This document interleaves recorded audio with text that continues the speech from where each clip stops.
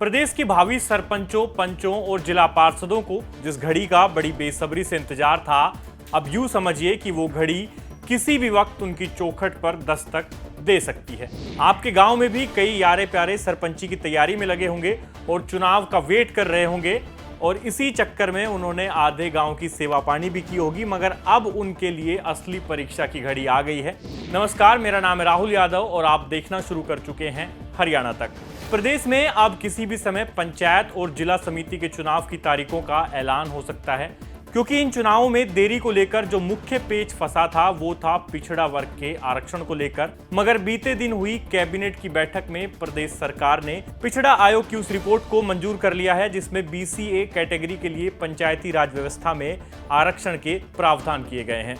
आगे बढ़ने से पहले मैं चाहूंगा कि आप ये भी समझ लें कि BCA आखिर है क्या। देखिए, हरियाणा में OBC यानी अदर बैकवर्ड क्लासेस को दो कैटेगरीज में बांटा गया है, BCA और BCB।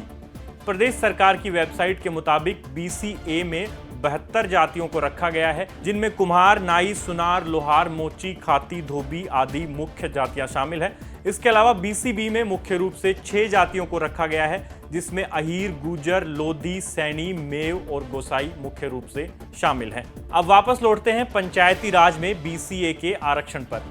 सबसे पहले बात करेंगे सरपंची की। आयोग की रिपोर्ट के मुताबिक सरपंची के कुल पदों में BCA को 8% आरक्षण मिलेगा और इसके लिए ब्लॉक को आधार माना जाएगा। आसान भाषा में ये समझ लीजिए कि प्रत्येक ब्लॉक में सरपंची के 8% पद BCA के लिए आरक्षित होंगे। अब बात करते हैं पंचायत सदस्य यानी पंची को लेकर। पंच के पद पर ग्राम सभा में BCA की आबादी के हिसाब से आरक्षण मिलेगा। एक ग्राम सभा में BCA की जितनी आबादी है उसका आधा करने पर जो रिजल्ट आएगा उतनी ही सीटों पर BCA को पंची के लिए आरक्षण दिया जाएगा। इसे आसान भाषा में ऐसे समझ लीजिए कि यदि किसी ग्राम सभा में BCA की आबादी कुल आबादी का 40% है तो वहां पंची के 20% पद BCA के लिए आरक्षित होंगे। उदाहरण के तौर पर यदि गांव में 10 पंच बनते हैं तो उनमें से 20% के हिसाब से 2 पंच BCA कैटेगरी से बनाए जाएंगे।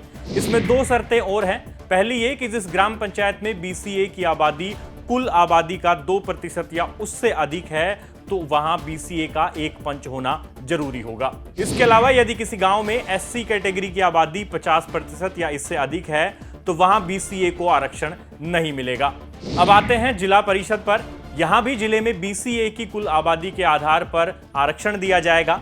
यानी किसी जिले में 30% आबादी BCA की है तो पार्षदों के पद में 15% BCA के लिए आरक्षित होंगे। यहां भी वही पंची वाला फॉर्मूला लागू होगा, जिसका एग्जाम्पल मैं आपको पंची वाले हिसाब में दे चुका हूं। तो ये था पंचायती राज व्यवस्था में BCA को मिलने जा रहे नए आरक्षण का पूरा खेल, जो हमने आपको विस्तार से समझाया है। उम्मीद है ये आपको समझ आया होगा।